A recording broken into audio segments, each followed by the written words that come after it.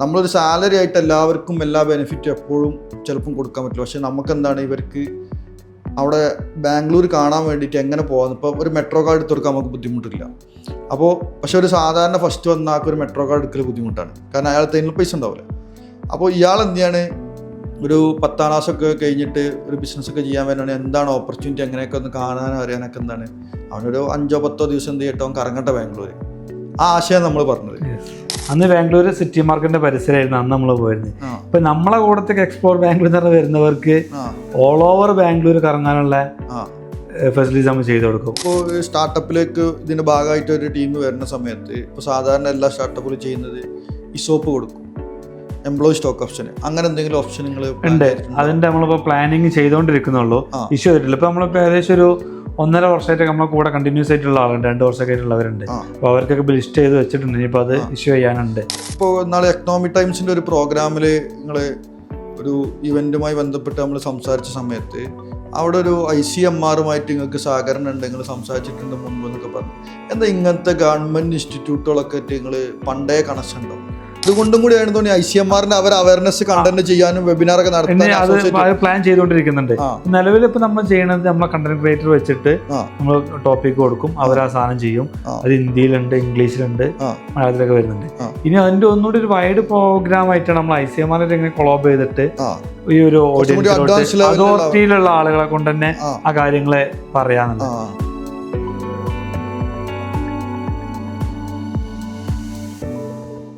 Hi, ഇന്ന് നമ്മളൊരു അടുത്തൊരു പോഡ്കാസ്റ്റിന് ഇരിക്കുകയാണ്. നമ്മളെ കഴിഞ്ഞ ഗസ്റ്റ് തന്നെയാണ്, പക്ഷെ അതിനൊരു കാരണമുണ്ട്. അദ്ദേഹം വളരെ രസകരമായിട്ട് നടപ്പിലാക്കിയൊരു ഇനീഷ്യേറ്റീവ് ഉണ്ട്. അത് പത്രങ്ങളിലും ചാനലുകളിലൊക്കെ ന്യൂസൊക്കെ ആയി വന്നു, ഭയങ്കര സംഭവമായി വന്നു. ആ ഇനീഷ്യേഷൻ, ആ പ്രോഗ്രാം എന്താണ് അതിൻ്റെ ഇത്, എങ്ങനെയാണ് ആ പ്രോഗ്രാമൊക്കെ എത്തിയത്, അപ്പോൾ അതാണ് നമ്മൾ ഡിസ്കസ് ചെയ്യുന്നത്. ആ പ്രോഗ്രാം എന്താണെന്ന് വെച്ചാൽ, ബാംഗ്ലൂരിലേക്ക് ഒരുപാട് പേര് എന്ത് ചെയ്യുന്നുണ്ട്, ബാംഗ്ലൂർ കാണാൻ കറങ്ങാനൊക്കെ ഇപ്പോൾ വന്ന് തുടങ്ങുന്നുണ്ട്. പക്ഷേ ഒരു മിഡിൽ ക്ലാസ് ഫാമിലിയിൽപ്പെട്ട ഒരാളോ അല്ലെങ്കിൽ ഒരു ടോപ്പ് ലെവലുള്ള ആൾക്കാരാണ് ബാംഗ്ലൂർ വരുമ്പോൾ എന്താ വെച്ചാൽ ഒരു 15 സിരീസൊക്കെ പോകാനുള്ള കാശ് അവരെ കയ്യിലുണ്ടാവുള്ളൂ. പിന്നെ അവരെന്ത് ചെയ്യാണ്, മറ്റ് പല പരിപാടികളിലേക്കും പോയിട്ടാണ് പൈസ ഉണ്ടാക്കുന്നത്. അപ്പോൾ എന്താ വെച്ചാൽ അത് തെറ്റായ വഴിയിലേക്ക് പോകുന്നു, അവർ പല ആൾക്കാരും ഇങ്ങനെ കണ്ടെത്തും. അപ്പോൾ ഇദ്ദേഹത്തിന് ഇതേപോലെ ഒരു പെയിൻ പോയിന്റ് ഉണ്ടായിരുന്നു. എന്ത് മുമ്പ് വർഷങ്ങൾ കഴിഞ്ഞിട്ടാണ് അയാൾ ബാംഗ്ലൂർ എന്താണെന്ന് കാണുന്നത് എന്നുള്ളതാണ്. അതായത് നമ്മൾ കഴിഞ്ഞ പോഡ്കാസ്റ്റിലൊക്കെ ഉണ്ടായിട്ടുള്ള മൈ അസ്ലി ഫ്രഷിൻ്റെ ഫൗണ്ടറായിട്ടുള്ള ജമാനുദ്ദീൻ. അപ്പോൾ അദ്ദേഹം ബാംഗ്ലൂർ കാണുന്നത് ഏകദേശം 4 വർഷം കഴിഞ്ഞിട്ടാണെന്നാണ് എനിക്ക് തോന്നുന്നത്. 4 വർഷം കഴിഞ്ഞിട്ട് 1-2 വർഷം നമ്മളവിടെ സ്പെൻഡ് ആയിട്ടുണ്ട്. അപ്പോൾ ബാംഗ്ലൂർ എന്താണ്, ബാംഗ്ലൂരിൻ്റെ ഓപ്പർച്യൂണിറ്റി എന്താണ് ബാംഗ്ലൂരിൽ നിന്ന് കിട്ടുന്ന ബെനിഫിറ്റ്സ്, എങ്ങനെയാണ് ബാംഗ്ലൂരിൽ നിന്ന് ഒരു മലയാളി അടുത്തൊരു ലെവലിലേക്ക് പോകേണ്ടത് എന്നൊക്കെ പഠിക്കാൻ ആഗ്രഹിക്കുന്ന അടുത്തൊരു ലെവലിലേക്ക് പോകാൻ, അതായത് നമ്മൾ നിലവിലുള്ള നമ്മൾ ഏറ്റവും കംഫർട്ട് സോൺ ആയിട്ടുള്ള ഇടത്തുനിന്ന് വേറൊരു ഇടത്തേക്ക് നമ്മൾ മാറുകയാണ്.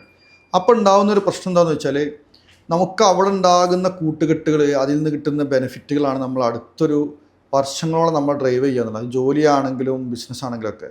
അപ്പോൾ അങ്ങനെ വരുന്നവർക്ക് വേണ്ടിയിട്ട് എന്ത് ചെയ്തിട്ടുള്ളതാണ് നമുക്ക് അദ്ദേഹത്തിന് വേണ്ടിയിട്ട് അവിടെ ഇംപ്ലിമെൻ്റ് ചെയ്തൊരു മെത്തേഡാണ് എക്സ്പ്ലോർ ബാംഗ്ലൂർ എന്നുണ്ട്. അതായത് ഈ കമ്പനിയിൽ വന്നിട്ട് നിങ്ങൾക്ക് എന്ത് ചെയ്യാം, ജോലി ചെയ്യുകയും ചെയ്യാം. അതേപോലെ തന്നെ എന്ത് ചെയ്യാം, ഈ കമ്പനിക്ക് വേണ്ടിയിട്ട് ജോലി ചെയ്യുന്നതോട് കൂടി തന്നെ നിങ്ങൾക്ക് എന്തെങ്കിലും ഒരു സംരംഭമോ അല്ലെങ്കിൽ വേറെ എന്തെങ്കിലും ആക്ടിവിറ്റിയോ വേറെ ജോലിയോ നോക്കുന്നതിന് വേണ്ടി സപ്പോർട്ടും, അതേപോലെ തന്നെ ബാംഗ്ലൂർ ഈ കമ്പനിയുടെ ചിലവിൽ ഫുള്ള് കറങ്ങുക എന്നുള്ളതാണ്. അതൊരു കമ്പനി ഒരു സ്റ്റാഫിന് എന്ത് ചെയ്യുക, അതല്ലെങ്കിൽ ആ കമ്പനിയിലേക്ക് അസോസിയേറ്റ് ചെയ്യാൻ വരുന്ന ആളുകൾ എന്ത് ചെയ്യാണ്, അവരെ കാഴ്ചകൾ കാണാൻ വേണ്ടിയിട്ട് എക്സ്പ്ലോർ ചെയ്യാൻ വേണ്ടിയിട്ട് അവസരം കൊടുക്കുക എന്നുള്ളതാണ്. എനിക്ക് തോന്നുന്നു ഈ ആശയം നമ്മൾ ഡിസ്കസ് ചെയ്തു. അത് ജസ്റ്റ് നമ്മൾ ആദ്യം സോഷ്യൽ മീഡിയയിലൊക്കെ പോസ്റ്റ് ചെയ്തു, നമ്മൾ ലിങ്ക്ഡിനിലൊക്കെ പോസ്റ്റ് ചെയ്തു, കുറേ ആൾക്കാരെ എൻക്വയറി നടത്തി. അങ്ങനെ അത് കഴിഞ്ഞിട്ട് നമ്മളൊരു പത്രസമ്മേളനം നടത്തി പറഞ്ഞു. അത് പത്രങ്ങളിൽ വന്നു, ന്യൂസിൽ വന്നു. അപ്പോൾ ഇതെന്താണ് ഇങ്ങനെ ഒരു ഇനീഷ്യേറ്റീവ് എന്ന് എല്ലാവരും ചോദിച്ചു. ഇങ്ങനെ ഒരു വലിയൊരു സംഭവങ്ങൾ നടന്നു. ഈ സംഭവം എന്താണ് ചെയ്യുന്നത്, എങ്ങനെയാണ് ചെയ്യുന്നത് എന്നുള്ളതിൻ്റെ കുറച്ചും കൂടി ഇനീഷ്യേറ്റ് ആയിട്ടുള്ള സാധനം ഇന്ന് ഡിസ്കസ് ചെയ്യാൻ ഉദ്ദേശിക്കുന്നത്. അപ്പോൾ ഇത് ബിസിനസ് ചെയ്യുന്നവർക്കും ജോലി നോക്കുന്നവർക്കും അതേപോലെ തന്നെ ബിസിനസ് ചെയ്യാൻ ആഗ്രഹിക്കുന്നവർ, സ്റ്റാർട്ടപ്പ് ചെയ്യാൻ ആഗ്രഹിക്കുന്നവർക്കൊക്കെ എങ്ങനെയാണ് ഓരോ കോൺസെപ്റ്റുകൾ വർക്കൗട്ട് ചെയ്യുക എന്നുള്ളതൊക്കെ വളരെ സിമ്പിളായിട്ട് ഇന്ന് ഡിസ്കസ് ചെയ്യണമെന്നാണ് വിചാരിക്കുന്നത്. സാധാരണക്കാരന് മനസ്സിലാവുന്ന പോലെ ഡിസ്കസ് ചെയ്യുക, ടേംസ് ഒന്നും പറയാതെ. അപ്പോൾ ഇന്നത്തെ പോഡ്കാസ്റ്റ് തുടങ്ങുകയാണ്. Welcome to Jamanuddin. ഹായ്. ശരിക്ക് ഈ എക്സ്പ്ലോർ ബാംഗ്ലൂർ എന്നുള്ള ആശയം നമ്മൾ വരുന്നത് ശരിക്കും നമുക്ക് ഡെലിവറി ബോയിൻ്റെ ഷോർട്ടേജ് നമുക്ക് ഒരുപാട് അവിടെ ഉണ്ടായിരുന്നു. കാരണം അങ്ങനെയാണ് നമ്മൾ ആദ്യം ഇത് സംസാരിക്കുന്ന ഈ സംഭവം. അങ്ങനെ സംസാരിക്കുന്ന സമയത്ത് ഈ ഡെലിവറി ബോയ് എന്ത് ചെയ്യാണ്, വരുന്നുണ്ട്, മറ്റൊടുത്ത് സാലറികൾ ചിലപ്പം കൂടുതലാണ്, അല്ലെങ്കിൽ നമുക്ക് അത്ര ഡെലിവറി നമുക്ക് ആയിട്ടില്ല. കാരണം നമ്മൾ ഓരോ സ്ഥലത്ത് സെറ്റപ്പ് ചെയ്ത് കൊടുക്കണം. നമ്മളൊരു MVP സ്റ്റേജിൽ നിൽക്കുമ്പോഴാണ് ഡിസ്കഷൻ വന്നത്. അപ്പോൾ അങ്ങനെ വന്ന സമയത്ത് ഇതെന്തുണ്ടാവുകയാണ്, ഇത് അടുത്തൊരു ലെവലിലേക്ക് പോവും വേണം അങ്ങനെ സംസാരിക്കുന്ന സമയത്താണ് ഈ ഒരൊറ്റ ടോപ്പിക്കിൽ നമ്മൾ സംസാരിക്കേണ്ടത്. അപ്പോഴാണ് എന്നോട് പറഞ്ഞത്, ഞാനൊക്കെ ബാംഗ്ലൂർ കാണുന്നത് ശരിക്കും 2-3 വർഷം പറഞ്ഞ ആ വർഷം എനിക്ക് കറക്റ്റ് ഓർമ്മയില്ല. എത്രയെന്ന്? 2 വർഷങ്ങൾ റൂമിലും ജോലി ഇല്ലെങ്കിൽ ഓഫീസ് മീറ്റിംഗ്, ഇത് മാത്രം വെച്ച് പോയിട്ട് നിന്നിരുന്ന നിങ്ങൾ ബാംഗ്ലൂർ കാണുന്നത് 2 വർഷം. ഇതാണ് ബാംഗ്ലൂരിൽ നിന്ന് അപ്പം മനസ്സിലാവുന്നത്. അങ്ങനെ കാരണം IT ഹബ്ബ്, എങ്ങനെയാണ് അവിടെ ഒരു പ്രൊഡക്റ്റ് വരുന്നത്, എന്താണ് വാല്യുവേഷൻ, എങ്ങനെയാണ് സ്റ്റാർട്ടപ്പ്, എങ്ങനെയാണ് ബിസിനസ്, എങ്ങനെയാണ് പുതിയ ആൾക്കാർക്ക് ജോലി കിട്ടുക, ഇതൊക്കെ അങ്ങ് മനസ്സിലാവുന്നതും ഇതിൻ്റെ ഈ ഒരു ട്രഡീഷണൽ ബിസിനസ് മോഡലായിട്ടുള്ള അത് offline fish meat perishable goods നിന്ന് നിങ്ങൾ മാറിയിട്ട് അതിനൊരു ക്യുക്കമേഴ്സിന് ഇങ്ങനെ സാധ്യത ഉണ്ടെന്നുള്ളതും ഇത് ഇത്രയും വലിയതാണെന്നുള്ളതും അതിന് ഇൻവെസ്റ്റേഴ്സിൻ്റെ അടുത്ത് പിച്ച് ചെയ്യുകയും ഇത് അടുത്തൊരു ലെവലിലേക്ക് പോകാനൊക്കെ വേണ്ടിയിട്ട് പ്ലാൻ ചെയ്തിരുന്നു. അപ്പോഴാണ് നമുക്കിങ്ങനെ ഒരു ആശയം വന്നത്. ശരിക്കും ഈ ആശയം വന്നതെന്ന് വെച്ചാൽ ഞാൻ പറഞ്ഞത്, നിങ്ങൾ 2 വർഷം കഴിഞ്ഞിട്ടുള്ള കണ്ടിട്ടുള്ളത്, ഈ അവസരം നമുക്ക് എന്ത് ചെയ്യുക, ഇപ്പോൾ വരുന്നവർക്ക് കൊടുക്കുക. കാരണം നമ്മളൊരു സാലറി ആയിട്ട് എല്ലാവർക്കും എല്ലാ ബെനിഫിറ്റും എപ്പോഴും ചിലപ്പം കൊടുക്കാൻ പറ്റില്ല. പക്ഷേ നമുക്കെന്താണ്, ഇവർക്ക് അവിടെ ബാംഗ്ലൂർ കാണാൻ വേണ്ടിയിട്ട് എങ്ങനെ പോകാമെന്ന്, ഇപ്പോൾ ഒരു മെട്രോ കാർഡ് എടുത്ത് കൊടുക്കാൻ നമുക്ക് ബുദ്ധിമുട്ടില്ല. പക്ഷേ ഒരു സാധാരണ ഫസ്റ്റ് വന്ന ആൾക്ക് ഒരു മെട്രോ കാർഡ് എടുക്കൽ ബുദ്ധിമുട്ടാണ്. കാരണം അയാൾ തേനിൽ പൈസ ഉണ്ടാവില്ല. അപ്പോൾ ഇയാൾ എന്ത് ചെയ്യാണ്, ഒരു 10ാം ക്ലാസ്സൊക്കെ കഴിഞ്ഞിട്ട് ഒരു ബിസിനസ്സൊക്കെ ചെയ്യാൻ വേണ്ടിയാണ് എന്താണ് ഓപ്പർച്യൂണിറ്റി, അങ്ങനെയൊക്കെ ഒന്ന് കാണാനും അറിയാനൊക്കെ എന്താണ്, അവനൊരു 5-10 ദിവസം എന്ത് ചെയ്യട്ടോ അവൻ കറങ്ങട്ടെ ബാംഗ്ലൂർ.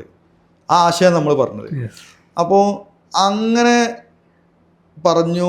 പിന്നെ എന്താ അവിടെ സംഭവിച്ചത്, ആ ആശയം പിന്നെ നമ്മൾ സോഷ്യൽ മീഡിയയിൽ ഇട്ടു. ആ ലിങ്ക്ഡിൽ പോസ്റ്റ് ഇടുന്ന വരെ നമ്മൾ ഉണ്ടായിരുന്നു. പിന്നെ ഒരു പത്രസമ്മേളനം നടത്തി.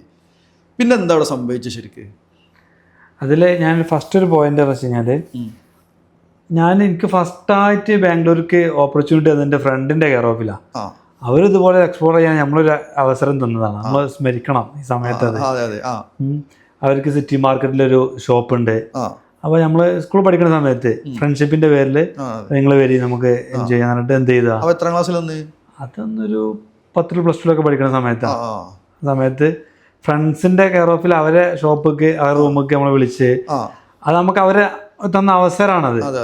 ഫസ്റ്റായിട്ട് ഒരു 3-4 ദിവസമൊക്കെ അവരെ കൂടെ ശരിക്കും ഇപ്പൊ ആലോചിക്കുമ്പോൾ നിങ്ങൾക്ക് അത് അത്രയും ബെറ്റർ ആയിരുന്നു തോന്നുന്നുണ്ടാവും.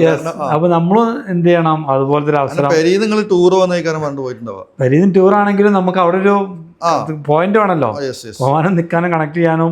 അതുപോലെ തന്നെ ഈ പറഞ്ഞ പോലെ അന്ന് മെട്രോ ഒക്കെ വരുന്ന സമയം, മെട്രോ ഫസ്റ്റൊക്കെ പോകുന്ന സമയത്ത് മെട്രോന്റെ പണിയൊക്കെ നടക്കണമല്ലോ, അണ്ടർഗ്രൗണ്ടൊക്കെ പണി നടക്കുന്ന സമയമാണ്. പിന്നീട് മെട്രോ ഓപ്പൺ ആയ ശേഷം പിന്നെയും പോയിട്ടുണ്ട്.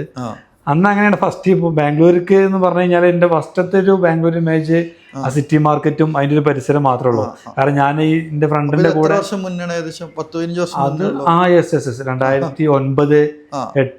2009 സമയത്തൊക്കെ 2012-10 അവിടെ മെട്രോ സ്റ്റാർട്ടാണത്. അതിന്റെ മുമ്പേ പോകും. അന്ന് ബാംഗ്ലൂർ സിറ്റി മാർക്കറ്റിന്റെ പരിസരമായിരുന്നു അന്ന് നമ്മൾ പോയിരുന്നത്. ഇപ്പൊ നമ്മളെ കൂടത്തേക്ക് എക്സ്പ്ലോർ ബാംഗ്ലൂർ എന്ന് പറഞ്ഞ വരുന്നവർക്ക് ഓൾ ഓവർ ബാംഗ്ലൂർ കറങ്ങാനുള്ള ഫെസിലിറ്റീസ് നമ്മൾ ചെയ്തു കൊടുക്കും. അന്ന് അവർക്ക് അതിനുള്ള ഫെസിലിറ്റീസ് ഇല്ല. നമ്മളെന്ത് ചെയ്യും, ആ പരിസരത്തുള്ള കുറച്ച് കാര്യങ്ങളൊക്കെ കൊണ്ടുപോകും, ഷോപ്പിംഗ് ഒക്കെ ചെയ്യും, തിരിച്ചു പോയില്ല. എന്നാലും അത് അന്ന് നമുക്ക് ഭയങ്കര ഓപ്പർച്യൂണിറ്റി കിട്ടിയത്. അതും കിട്ടാത്ത ഒരുപാട് ആളുകളുണ്ട്. അപ്പൊ അത് നമുക്ക് നമ്മളെ നെറ്റ്വർക്കിൽ നിന്ന് കിട്ടി. ബിസിനസ് ചെയ്യണ്ട? ഇല്ല, അവരിപ്പോ ചെയ്യുന്നില്ല. അയാൾ ബാംഗ്ലൂർ വിട്ടു. സൗദിയിലൊക്കെയാണ് ഇപ്പൊ അവരുള്ളത്. പക്ഷെ നമ്മളെ ചില പ്രൊജക്ടിന്റെ ഭാഗമായിട്ടൊക്കെ നമുക്ക് സപ്പോർട്ട് ചെയ്യാനും എക്സ്പോർട്ട് ചെയ്യുന്ന സമയത്തൊക്കെ, പിന്നെ അതുപോലെ നമ്മളെ ഇപ്പോ ഇൻഫ്രാസ്ട്രക്ചറൊക്കെ സെറ്റ് ചെയ്യുന്നിടത്തൊക്കെ അവര് വന്ന് സപ്പോർട്ട് ചെയ്യുന്നുണ്ട്. അതായത് ലാൻഡ് അക്വയർ ചെയ്യുമ്പോൾ വർക്കിലൊക്കെ അവർക്ക് സപ്പോർട്ട് ചെയ്യുന്നുണ്ട്. അതുണ്ട്, അതിപ്പോഴുണ്ട്. പക്ഷെ അവരിപ്പോ ബാംഗ്ലൂർ ബിസിനസ് ഇല്ല. ഇപ്പൊ അവര് നമ്മുടെ അടുത്തേക്ക് സന്ദർശനത്തിന് വരും. ഇയർലി 2-3 times ഒക്കെ അവര് വന്ന്. അപ്പൊ പിന്നെ നമ്മള് നടത്തിയ പത്രസമ്മേളനം, ഈ പത്രസമ്മേളനം നടത്തിയ സമയത്ത് നമ്മള് ആ കൊച്ചിയിൽ നടത്താം, അല്ലെങ്കിൽ ബാംഗ്ലൂർ നടത്താം, അല്ലെങ്കിൽ കാലിക്കറ്റ്, മലപ്പുറം എന്നൊക്കെ പറഞ്ഞ് അങ്ങനെ വന്നു.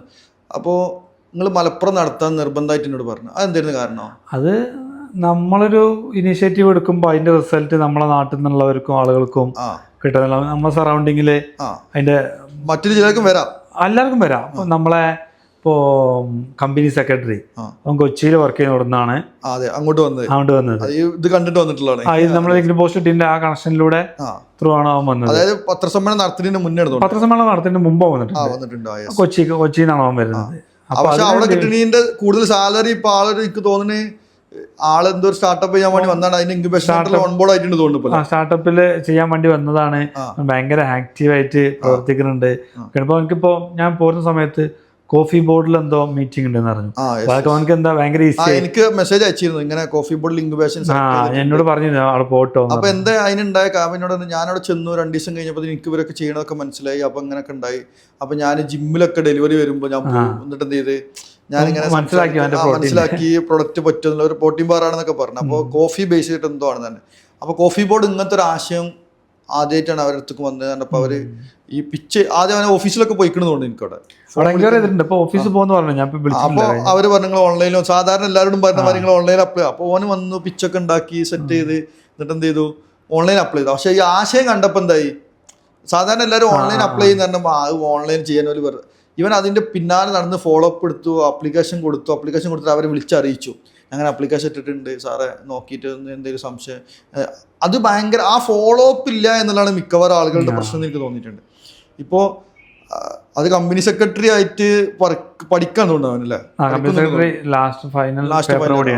എക്സാം ചെയ്ത് കൊണ്ടിരിക്കണം.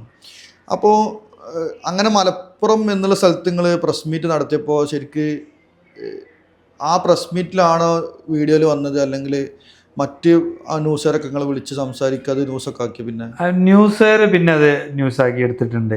നമ്മളൊരു അന്ന് അവിടെ ടിവിന്റെ ആളുകളൊന്നുമില്ല, പേപ്പറിലാണ് വന്നത്. മാതൃഭൂമിയിൽ വന്നു, ഒരു 5-6 പേപ്പറിൽ മലപ്പുറം എഡിഷനിൽ സാധനം വന്നിരുന്നു.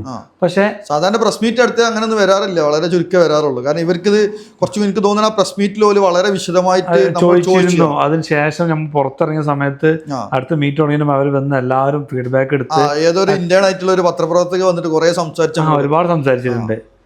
അപ്പൊ അത് പിന്നെ പബ്ലിഷ് ചെയ്തിരുന്നു. ടി വിയിൽ ന്യൂസ് ചാനലിൽ വന്നത് പിന്നീട് ഫേസ്ബുക്കിലൂടെ ഷെയർ ചെയ്യപ്പെട്ടപ്പോൾ ഞാൻ ആയിരുന്നു. അന്ന് ആ ലിസ്റ്റ് അവിടെ അത് ആരും ഇല്ലായിരുന്നു, കൂടുതലുണ്ടായിരുന്നില്ല. പക്ഷെ അത് പിന്നീട് നമുക്ക് ഫേസ്ബുക്കിൽ നിന്നാണ് ആ ലിങ്ക് കിട്ടുന്നത്. എൻ്റെ ഫ്രണ്ട്സാണ് എനിക്ക് അയച്ചിരുന്നത്. ഫേസ്ബുക്കിൽ അത്ര ആക്റ്റീവ് അല്ല ഈ സാധനങ്ങൾ. ഇങ്ങനത്തെ നമ്മൾ കോൺസെപ്റ്റുകളൊക്കെ ചെയ്യുമ്പോൾ നമ്മളറിയാതെ ആളുകൾ അതിന്റെ ഭാഗമായി വരുന്നത് എന്നുള്ളൊരു സംഭവം. ഞാൻ പിന്നീടാണ് എനിക്ക് സാധനം കിട്ടിയത് ഞാൻ ഷെയർ ചെയ്യണത്. പക്ഷെ അതിന് മുമ്പ് നമ്മുടെ ഫ്രണ്ട്സാണ് ഇത് എനിക്ക് അയച്ചു തന്നത്. ഈ ന്യൂസ് ഒന്നും ഞാൻ അറിഞ്ഞിട്ടില്ലായിരുന്നു. അപ്പോൾ ഇപ്പോൾ കുറേ ആളുകൾ ഇപ്പം ഇങ്ങനെ വരുന്നുണ്ടല്ലോ അവിടെ. അപ്പോൾ ശരിക്ക് ഇപ്പം എനിക്ക് തോന്നുന്നത് 3 ലൊക്കേഷനിലാണ് തോന്നുന്നു ഇപ്പോൾ സർവീസ്. 2 ലൊക്കേഷനാണ്. ഇപ്പോൾ 2 ലൊക്കേഷനിലാണ് ഇപ്പോൾ സർവീസ് ഉള്ളത്. 3ാമത്തെ ലൊക്കേഷൻ പരിപാടി നടന്നുകൊടുക്കണം. അപ്പോൾ 3ാമത്തെ ലൊക്കേഷൻ ഉണ്ടെന്ന് പറയാം. പക്ഷെ കസ്റ്റമർ ഓൺബോർഡ് ചെയ്ത് സോഫ്റ്റ് ലോഞ്ച് പോലെ ചെയ്തുകൊണ്ടിരിക്കുന്നു. അപ്പൊ ഈ വരുന്നവർക്കൊക്കെ എല്ലാവർക്കും അവിടെ ജോലി ചെയ്യാനുള്ള അവസരം ഉണ്ട്. അപ്പോൾ അത് നമ്മളെ യൂണിറ്റിനനുസരിച്ച് തന്നെ. അപ്പൊ നമുക്ക് ഓരോ യൂണിറ്റിൽ എത്ര സ്റ്റാഫ് ഉണ്ടാവും? അപ്പോൾ ഒരു യൂണിറ്റിൽ ഫിസിക്കലി വർക്ക് ചെയ്യുന്നത് ഏകദേശം ഒരു 10-12 പേര് വർക്ക് ചെയ്യും. പ്ലസ് നമ്മളെ സെൻട്രലൈസ്ഡ് വർക്ക് ചെയ്യുന്ന ഒരു 10-20 പേരുണ്ട്. അപ്പൊ ഇതിൽ എവിടെയൊക്കെയാണോ നമുക്ക് ഓപ്പർച്യൂണിറ്റീസ് മാക്സിമം നമ്മൾ എന്ത് ചെയ്യും ആളെ അലോക്കേറ്റ് ചെയ്ത്. എനിക്ക് തോന്നുന്നു നിങ്ങളുടെ ടെക് ടീം HR ഒന്നും അവിടെ ഓഫീസിലില്ല തോന്നുന്നില്ല. അതൊന്നും ഓഫീസിലില്ല.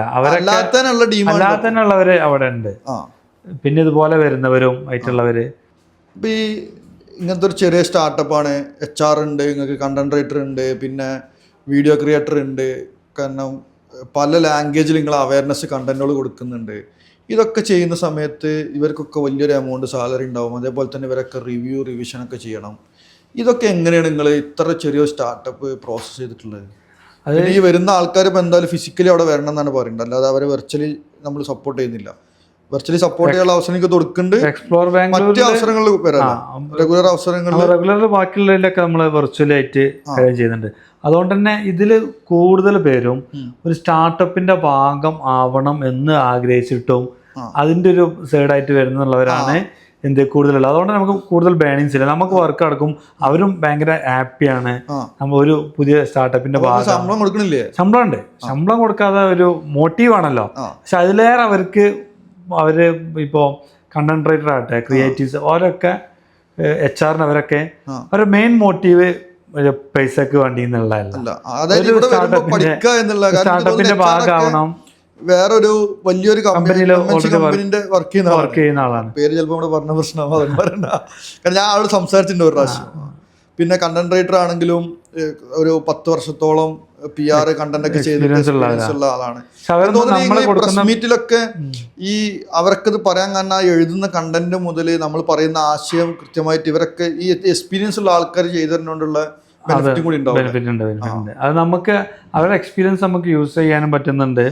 അവരെ സംബന്ധിച്ച് അവരും ഹാപ്പിയാണ്. ഒരു സ്റ്റാർട്ടപ്പിന്റെ പുതിയ ഇനിഷ്യേറ്റീവ് ഒക്കെ എടുക്കുന്ന റിസ്ക് എടുക്കാനോ ഇതിനൊക്കെ താല്പര്യമുള്ള ഒരു ടീമിന്റെ കൂടെ അങ്ങനെ വരുന്ന സമയത്ത് ഇപ്പോൾ സ്റ്റാർട്ടപ്പിലേക്ക് ഇതിന്റെ ഭാഗമായിട്ട് ഒരു ടീം വരുന്ന സമയത്ത് ഇപ്പോൾ സാധാരണ എല്ലാ സ്റ്റാർട്ടപ്പിലും ചെയ്യുന്നത് ഇസോപ്പ് കൊടുക്കും, എംപ്ലോയി സ്റ്റോക്ക് ഓപ്ഷൻ, അങ്ങനെ എന്തെങ്കിലും ഓപ്ഷൻ നിങ്ങൾ ഉണ്ട്. അതിന്റെ നമ്മളിപ്പോൾ പ്ലാനിങ് ചെയ്തുകൊണ്ടിരിക്കുന്നുള്ളൂ. ഇഷ്യൂ ചെയ്തിട്ടില്ല. ഇപ്പൊ നമ്മളിപ്പോൾ ഏകദേശം ഒരു 1.5 വർഷമായിട്ട് നമ്മളെ കൂടെ കണ്ടിന്യൂസ് ആയിട്ടുള്ള ആളുണ്ട്, 2 വർഷമൊക്കെ ആയിട്ടുള്ളവരുണ്ട്. അപ്പോൾ അവർക്കൊക്കെ ലിസ്റ്റ് ചെയ്ത് വെച്ചിട്ടുണ്ട്. ഇനിയിപ്പോൾ അത് ഇഷ്യൂ ചെയ്യാനുണ്ട്. അപ്പോൾ അതെങ്ങനെ ടേംസും പരിപാടികളൊക്കെ ഉണ്ടാവും?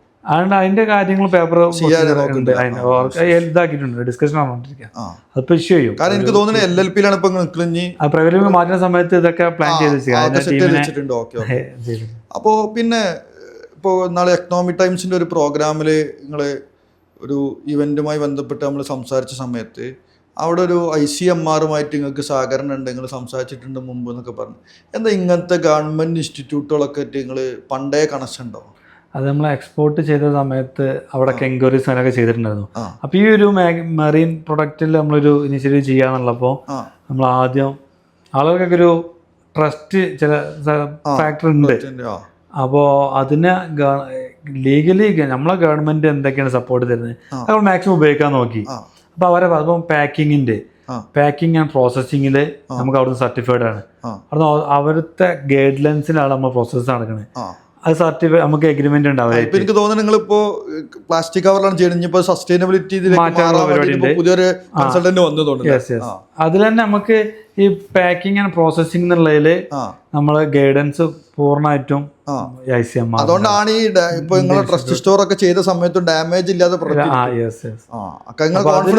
എന്താ വെച്ച് കഴിഞ്ഞാൽ ഇതിൽ റിസർച്ച് ചെയ്തതാ. വലിയ സയന്റിസ്റ്റുകളും ആളുകളും വെച്ചിട്ട് ഓരോന്നിനും റിസർച്ച് ചെയ്ത് യൂസ് ചെയ്യാനുള്ള ആൾക്കാർ വരാത്ത ആളുകളാണ് എത്തണം. അത് കുറവാണ് അവർക്ക്. അതായത് ആസ്ക് ചെയ്തിട്ട് ആരും അങ്ങോട്ട് ഭയങ്കര സപ്പോർട്ടീവ് ആണ്. അവർ പുതിയ പുതിയ സ്റ്റാർട്ടപ്പുകൾക്ക് ഇനിഷ്യേറ്റീവ് ചെയ്യാനും ഇൻക്യുബേറ്റ് ചെയ്യാനൊക്കെ ഭയങ്കര സപ്പോർട്ട് ഉണ്ട്. എനിക്ക് തോന്നുന്നു IFS ആണ് തോന്നുന്നു അതിന്റെ ടോപ്പ് ലെവൽ ഓഫീസർ ഇവരല്ല, IAS അല്ലാതെ IFS ആണ്. കാരണം അങ്ങനത്തെ ഒരു പ്രൊഫൈലുള്ള ആളെ ഞാൻ നമുക്ക് അവിടുന്ന് ഒരുപാട് സയന്റിസ്റ്റ് ഡോക്ടർമാരൊക്കെ അതിനകത്തുണ്ട്. അവരൊക്കെ നല്ല ഫിഷിൽ സ്ഥിരമായിട്ട് എന്തെങ്കിലും ഒരു ഡാമേജ് റിപ്പോർട്ട് ചെയ്യണമെങ്കിൽ അവർ റിപ്പോർട്ട് ചെയ്താൽ മതി. സാധനം വേസ്റ്റ് അവർക്ക് ടെസ്റ്റ് ചെയ്യാൻ അയച്ചു കൊടുക്കും. ചെയ്ത് കഴിഞ്ഞാൽ അവർ അതിന് സൊല്യൂഷൻസ് ഉണ്ട്. കാരണം അവര് അഡ്രസ് ചെയ്ത പ്രോബ്ലം ആണെങ്കിൽ സൊല്യൂഷൻസ് അവരെ നമുക്ക് പറഞ്ഞു തരുന്നുണ്ട്. നല്ല സപ്പോർട്ടീവ് ആണ് അവരെ. അപ്പോൾ ഈ അതേപോലെ തന്നെ ഇപ്പോൾ നിങ്ങൾ കേരളത്തിലേക്ക് വരുന്നത്, കേരളത്തിൽ നിങ്ങൾ ഇമ്മീഡിയറ്റ്ലി ഇപ്പോൾ ഒരു ഫിഷിൻ്റെ കിയോസ്കുകൾ വരുന്നുണ്ട് തന്നെ, അതായത് ഫിഷ് കഴിക്കാൻ വേണ്ടി ലൈവ് കഴിക്കാൻ വേണ്ടിയിട്ട്. അതെന്താ കോൺസെപ്റ്റ്?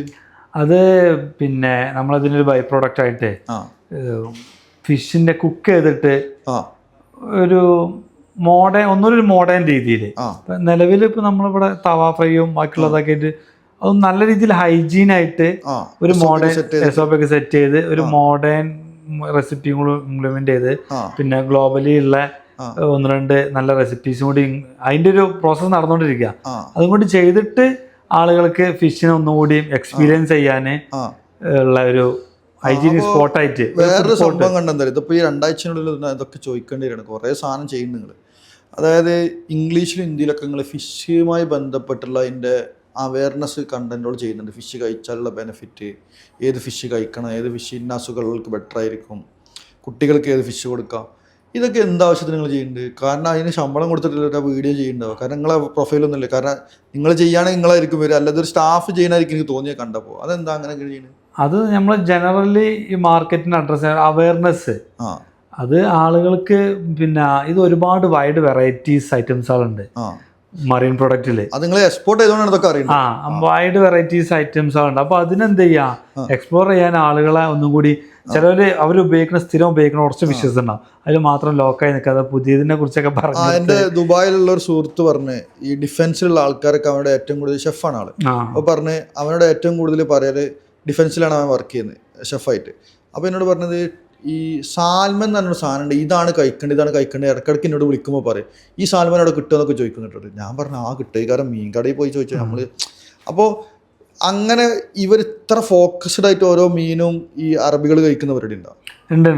അറബികള് പിന്നെ ഓരോ ഫിഷ് നോക്കിയിട്ടാണ് ക്ലൈമറ്റിനനുസരിച്ചും സാധനം മാറ്റി. ഇവിടെ പക്ഷെ അതിന്റെ അവയർനെസ് ഇല്ല, അതാണ് ശരിക്കും. ഇവിടെ പിന്നെയും കുറച്ചുള്ളത് നമ്മളെ കർണാടക നോർത്ത് ഇന്ത്യൻസ് ഒക്കെ തണുപ്പാണ് സമയത്ത് ക്രാബ് എന്തൊക്കെ സൂപ്പൊക്കെ വെക്കാൻ പറ്റിയ സാധനം കൊണ്ട് കഴിക്കണ ഒരു ടെൻഡൻസി ഉണ്ട്. പക്ഷെ നമ്മളെ കേരളത്തില് പൊതുവെ കുറച്ചൊരു കുറവാണത് എന്നും. അപ്പോൾ ഈ എനിക്ക് തോന്നുന്നത് അതുകൊണ്ടും കൂടിയാണ് തോന്നി ICMRന്റെ അവർ അവയർനെസ് കണ്ടന്റ് ചെയ്യാനും വെബിനാർ ഒക്കെ അത് പ്ലാൻ ചെയ്തുകൊണ്ടിരിക്കുന്നുണ്ട്.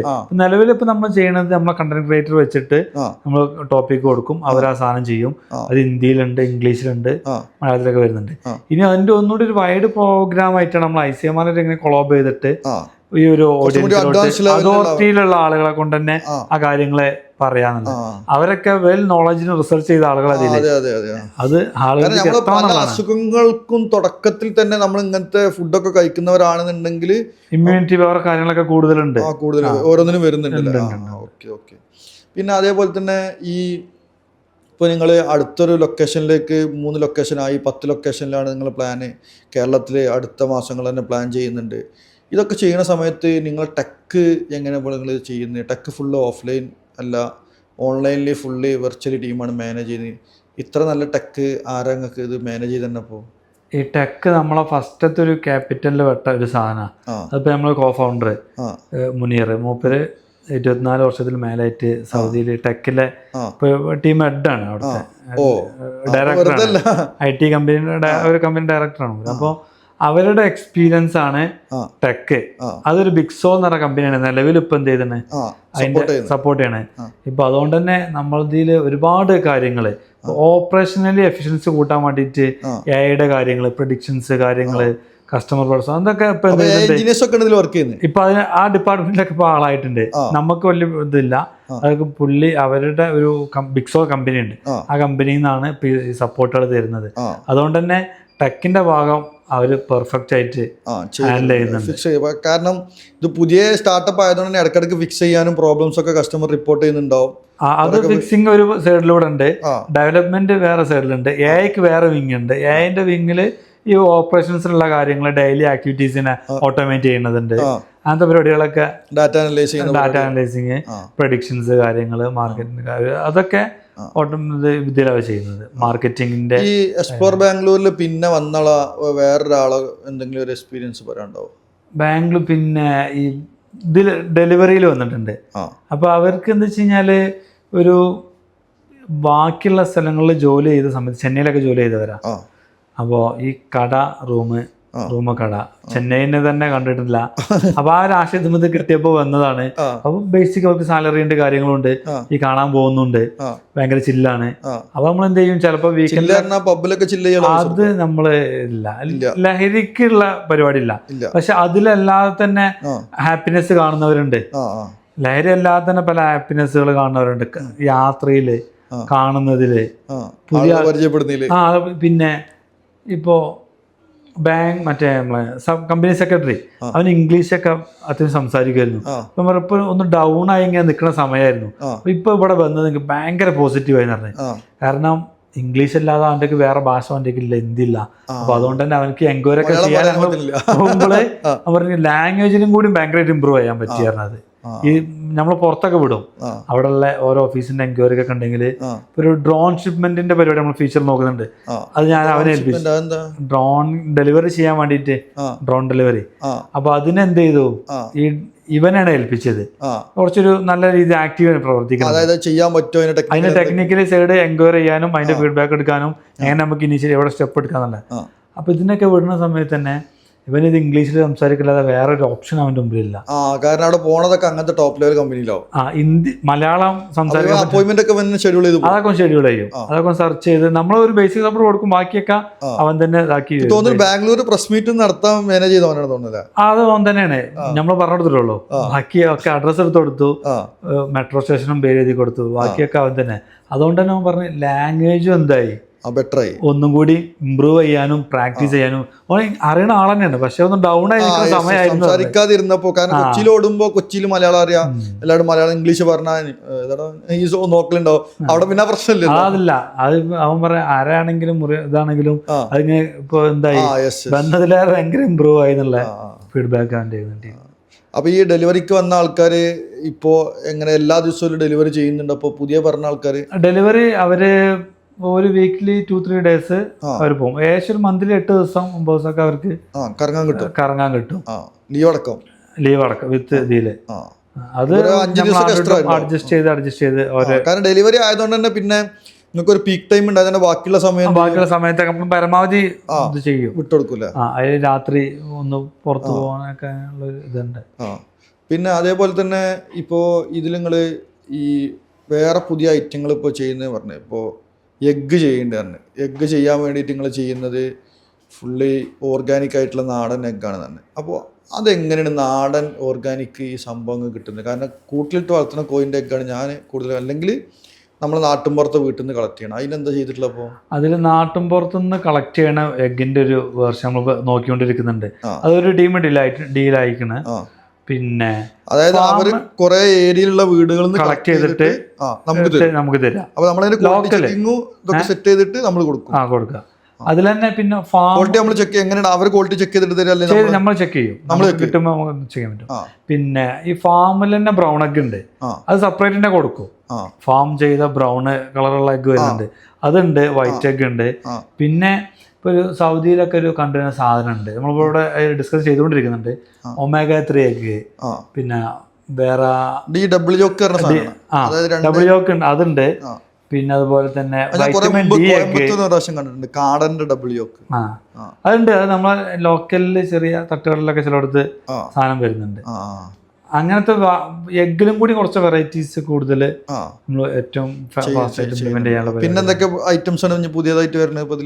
ഇപ്പൊ ഡെയിലി യൂസിൽ വരുന്ന കുറച്ചൊരു ഇതിനോട് ചേർന്ന് നിൽക്കുന്ന പ്രൊഡക്റ്റുകളുണ്ടല്ലോ, പാല് അല്ലെങ്കിൽ ബ്രെഡ്.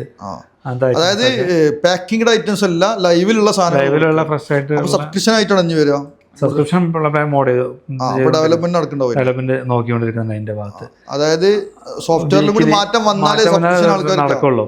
വീക്കിലി പ്ലാൻ എടുത്തു കഴിഞ്ഞാല് ഇത്ര ആവശ്യത്തിനുള്ള ഇത്ര മുട്ട, ഇത്ര മീറ്റ്. അപ്പൊ ഈ ഫ്രൂട്ട്സ് ടൈപ്പ് സലാഡ് അങ്ങനത്തെ സലാഡിന്റെ പ്ലാൻ നോക്കുന്നുണ്ട്. ഫ്രൂട്ട്സിലോട്ട് നമ്മൾ എത്തിയിട്ടില്ല. എല്ലാം കൂടി ഒരേ സമയം ചെയ്യേണ്ടത്, ഒരു സ്റ്റെപ്പായിട്ട് ഇനിഷ്യേറ്റീവ് എടുത്തിട്ട് അതിന്റെ ഓരോന്നിനും സെപ്പറേറ്റ് ഹെഡ് ഒക്കെ ഉണ്ടാക്കിയിട്ടാണ് ചെയ്യുന്നത്. ഓരോ ഹെഡ്മാരുണ്ട്, അല്ല ഓരോ ഡിപ്പാർട്ട്മെന്റിന് അതിലെ എക്സ്പേർട്ട് ചെയ്ത ആളുകളെ വെച്ചിട്ടാണ് ചെയ്യുന്നത്. അവരെ കൊണ്ടുവന്നിട്ട് അവരെ കൊണ്ട് കൺസൾട്ട് ചെയ്യുക. നമ്മൾക്ക് അറിയാത്തത് നമ്മളെ അറിയുന്നവരെ കൊണ്ട് ചോദിച്ച് മനസ്സിലാക്കി അവരെ ഒരു സാധനം വെച്ചിട്ടേ ചെയ്യുള്ളൂ. പിന്നെ ഇപ്പോൾ നിങ്ങൾ പാക്കിങ്ങിന്റെ പരിപാടി പ്ലാസ്റ്റിക് ആയതുകൊണ്ട് മാറ്റുകയെന്ന് പറഞ്ഞത്, അപ്പോൾ അതെന്താ അങ്ങനെ തീരുമാനിക്കേണ്ട കാരണം? അത് നമ്മളൊരു ഇക്കോ ഫ്രണ്ട്ലി എന്നുള്ള നിലക്ക് പോകുമ്പോഴേ നമ്മളിപ്പോ ഡെലിവറി ഫുൾ EV ആണ് ഉപയോഗിക്കുന്നത്. വണ്ടി ഫുൾ EV ആണ്. അത് നിങ്ങളെ കമ്പനി ഓൺ വണ്ടിയാണോ? ഇപ്പൊ നിലവിലുള്ള ഓൺ വണ്ടികളാണ്. ഓൺ വണ്ടിയിലാണ് വിടുന്നത്. ഡെലിവറി ബോയ് ആയിട്ട് വരുന്ന വണ്ടി, ഡെലിവറി ബോയ്ക്ക് ഇപ്പൊ വണ്ടിയില്ല. അത് ഇനി അടുത്തൊരു സ്റ്റേജിലൊക്കെ നമ്മൾ പ്ലാൻ ചെയ്യുന്നുള്ളൂ. ഇപ്പൊ ഓരോ യൂണിറ്റിലും നമുക്ക് ടൈമിംഗ് ഉറപ്പ് വരുത്തണം, അവരെ അവൈലബിലിറ്റി ഉറപ്പ് വരുത്തണം. അവരെപ്പോ സ്റ്റോപ്പ് പറയാൻ പറ്റില്ലല്ലോ. തുടക്കമായതുകൊണ്ട് തന്നെ അത് റിസ്ക് നമ്മൾ എടുത്തിട്ട് നമ്മൾ ചെയ്യണം.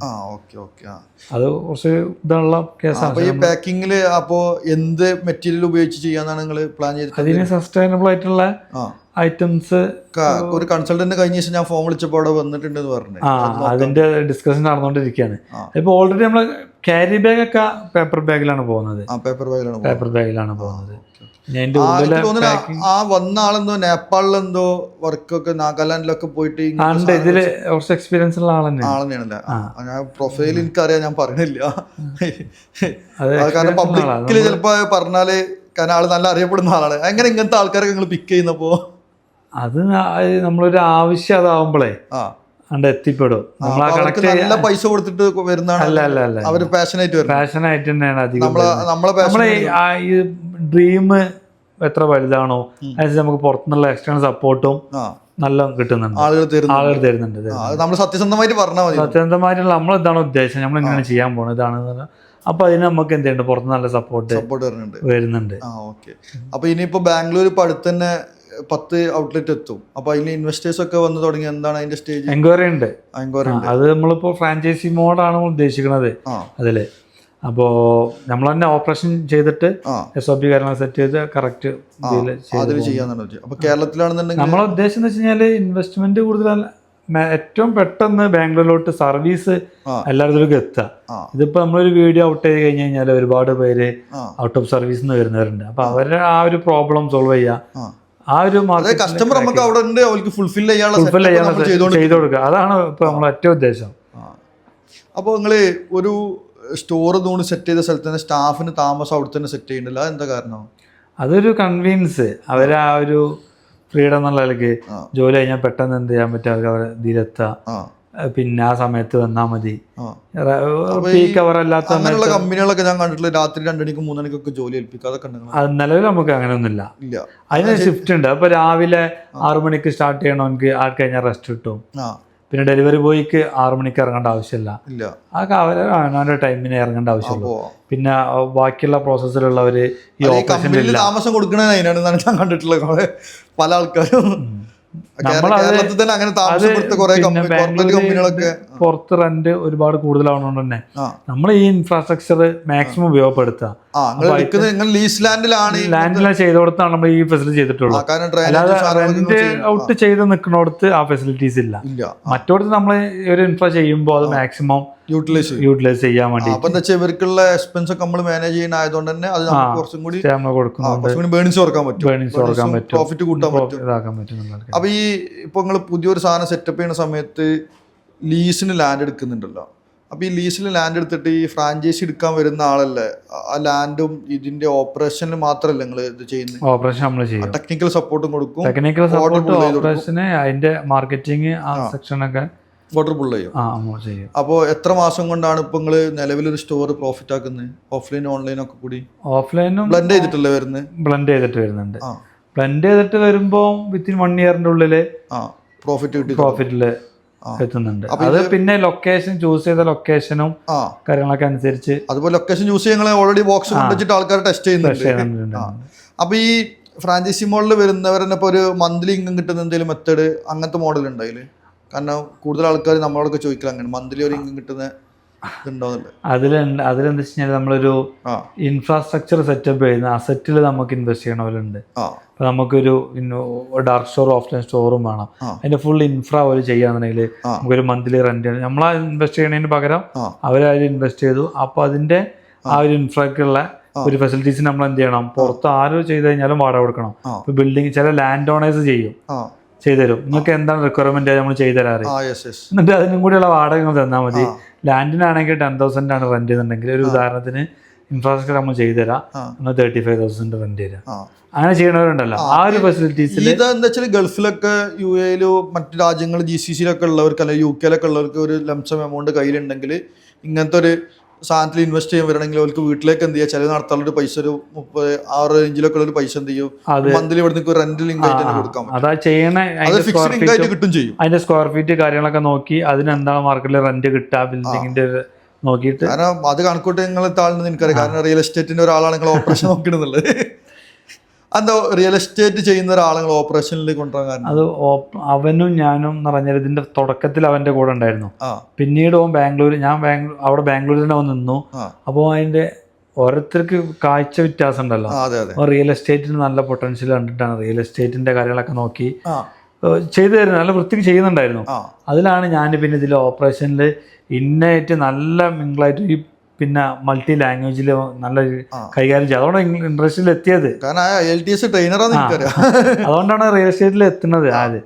അപ്പോൾ എന്ത് ചെയ്തു, ഇതിന്റെ ഓപ്പറേഷനിൽ ഈ മാൻ പവർ ഇത് ചെയ്യാനും കാര്യങ്ങൾക്കൊക്കെ ഭയങ്കര ഹെൽപ്പ് ആവുന്നുള്ളതും ഇതിന്റെ വിഷൻ അറിയണതും ഇതിന്റെ വലിപ്പം അറിയണ ഒരാളാണ്. സ്റ്റാർട്ടപ്പ് മോഡൽ എന്താണ്, എങ്ങനെയാണ് ബിസിനസ്, ഇതിന്റെ എന്താണെന്നുള്ളതിന്റെ വലിപ്പം അവനക്ക് എന്താ ചെയ്യാ അറിയാൻ പറ്റും. ഒറ്റ ടോക്കിൽ തന്നെ നമ്മൾ കൂടെ വരാന്ന് പറഞ്ഞിട്ടുണ്ട്. നമുക്ക് കാര്യങ്ങള് പുതിയ സ്ഥലം അതൊക്കെ പിന്നെ അവന് ഈസി ആയിട്ടാണ്. അപ്പൊ അവന്റെ എക്സ്പീരിയൻസ് ആയിട്ടുള്ള ഈസി ആയിട്ട് പരിപാടിയാണ്. ലാൻഡ് ഇവിടുത്തെ കസ്റ്റമറുടെ ഓരോ സ്ഥലത്ത് സ്പെൻഡ് ചെയ്യാനുള്ള അറിവ് പോലും ആക്കുണ്ടാവുമല്ലേ?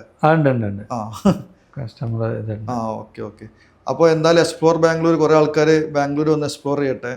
അപ്പോൾ വീണ്ടും കാണാം. അടുത്തൊരു പോഡ്കാസ്റ്റ് പുതിയ എന്തെങ്കിലും ആശയങ്ങൾ വരികയാണെന്നുണ്ടെങ്കിൽ ഇപ്പോൾ ഇതിൽ നിന്ന് നിങ്ങൾക്ക് ഏറ്റവും കൂടുതൽ ലേണിങ്സ് ആയിട്ട് കാണേണ്ടത് എന്താണെന്ന് വെച്ചാൽ, നമുക്കൊരു പ്രോബ്ലം വരുമ്പോൾ നമ്മൾ ആ പ്രോബ്ലത്തിന് സമയത്ത് നമ്മൾ കണ്ട കുറേ സൊല്യൂഷൻസ് ഉണ്ടാവും. അത് സമൂഹത്തിന് എന്ത് ചെയ്യുക, ബെനിഫിറ്റായിട്ട് കൂടി കൊടുക്കുകയാണെങ്കിൽ തിരിച്ച് നമുക്ക് എന്ത് ചെയ്യും, അത് നമുക്കും കൂടി ബെനിഫിറ്റ് ആയിട്ടുള്ള സാധനമായിട്ട് എന്ത് ചെയ്യും, തിരിച്ചു കിട്ടും എന്നുള്ളതാണ്. അവിടെ പണം എന്നുള്ളത് സെക്കൻഡറി ആയിട്ട് ഇതിൻ്റെ ട്രസ്റ്റും അതിന് വേണ്ടി ആളുകൾക്ക് കിട്ടുന്ന ഒരു ഇമ്പാക്റ്റ് ആയിരിക്കണം. എപ്പോഴും സമൂഹത്തിൽ ഇമ്പാക്റ്റ് ഉണ്ടാക്കുമ്പോഴാണ് എന്ത് ചെയ്യുക, പണം ഓട്ടോമാറ്റിക്കലി നമ്മളിലേക്ക് വരുന്നതാണ്. അത് എല്ലാവരും എന്ത് ചെയ്യുക, എല്ലാവരും ബിസിനസ്സിലും എന്ത് ചെയ്യുക, എടുക്കാൻ നോക്കുക എന്നുള്ളതാണ്. അപ്പോൾ അങ്ങനത്തെ വ്യത്യസ്തമായ കോൺസെപ്റ്റുകൾ കൊടുത്തിട്ട് സമൂഹത്തിനും കൂടി എന്ത് ചെയ്യുക, നമ്മളെ കൂടെ വളരാനുള്ള അവസരം കൊടുക്കുമ്പോൾ എന്ത് ചെയ്യും, നമ്മൾ നിൽക്കുന്ന സ്ഥലം, നമ്മളെ രാജ്യം, നമ്മളെ സമൂഹം, നമ്മളെ കുടുംബം എല്ലാം എന്ത് ചെയ്യും, ബെറ്റർ ആവും എന്നുള്ളതാണ്. അപ്പോൾ ഇങ്ങനെ ഒരു ആശയം നടപ്പിലാക്കാൻ വേണ്ടിയിട്ട് മുന്നിട്ട് നിന്ന ജമാലിന് വളരെയധികം നന്ദി. അപ്പോൾ അടുത്തൊരു വീഡിയോയിൽ കാണാം. Thank you.